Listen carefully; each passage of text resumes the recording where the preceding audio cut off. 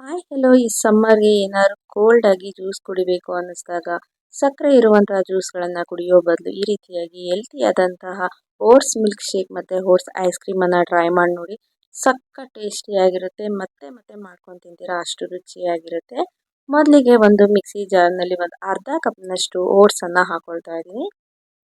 ನಂತರ ಇದಕ್ಕೆ ಒಂದು ಅರ್ಧ ಕಪ್ನಷ್ಟು ಹುರ್ಗಡ್ಲೆಯನ್ನು ಹಾಕೊಳ್ತಾ ಇದ್ದೀನಿ ಪುಟಾಣಿ. ನಂತರ ಇದಕ್ಕೆ ಒಂದು 2 ಸ್ಪೂನ್ನಷ್ಟು ಚಾಕೋ ಪೌಡರನ್ನು ಹಾಕೊಳ್ತಾ ಇದ್ದೀನಿ. ಹಾಗೆ ಇದಕ್ಕೆ ಒಂದು 2 ಬಾಳೆಹಣ್ಣನ್ನು ತಗೊಂಡಿದ್ದೀನಿ. ಇದನ್ನ ಈ ರೀತಿಯಾಗಿ ಸಣ್ಣದಾಗಿ ಕಟ್ ಮಾಡಿ ಹಾಕೊಳ್ತಾ ಇದ್ದೀನಿ. ಆದಷ್ಟು ಸ್ವಲ್ಪ ಹಣ್ಣಾಗಿರುವಂತಹ ಬಾಳೆಹಣ್ಣನ್ನು ತಗೊಳ್ಳಿ.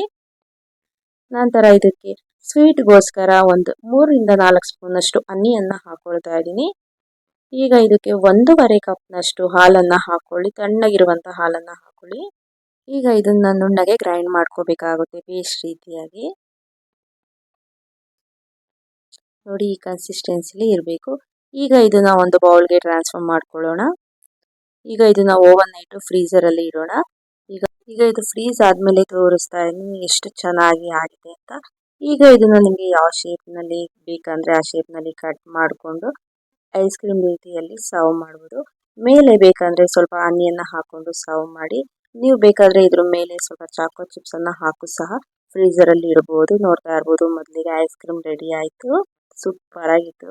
ಈಗ ಇದಕ್ಕೇನೆ ನಾವು ಒಂದು 2ರಿಂದ 3 ಗ್ಲಾಸಷ್ಟು ಮತ್ತೊಮ್ಮೆ ಹಾಲನ್ನು ಮಿಕ್ಸ್ ಮಾಡಿಕೊಂಡು ಇದನ್ನ ನುಣ್ಣಗೆ ಗ್ರೈಂಡ್ ಮಾಡ್ಕೋಬೇಕಾಗುತ್ತೆ. ಮತ್ತೊಮ್ಮೆ ಈ ರೀತಿಯಲ್ಲಿ ತೆಳ್ಳಗೆ ಇದ್ದಾಗ ಇದನ್ನ ನೀವು ಒಂದು ಗ್ಲಾಸ್ ಹಾಕಿ ಸರ್ವ್ ಮಾಡಿದ್ರೆ ಟೇಸ್ಟಿಯಾದಂತಹ ಓಟ್ಸ್ ಮಿಲ್ಕ್ ಶೇಕ್ ಸಹ ರೆಡಿ ಆಗುತ್ತೆ. ಇದು ಸಹ ತುಂಬ ಚೆನ್ನಾಗಿತ್ತು.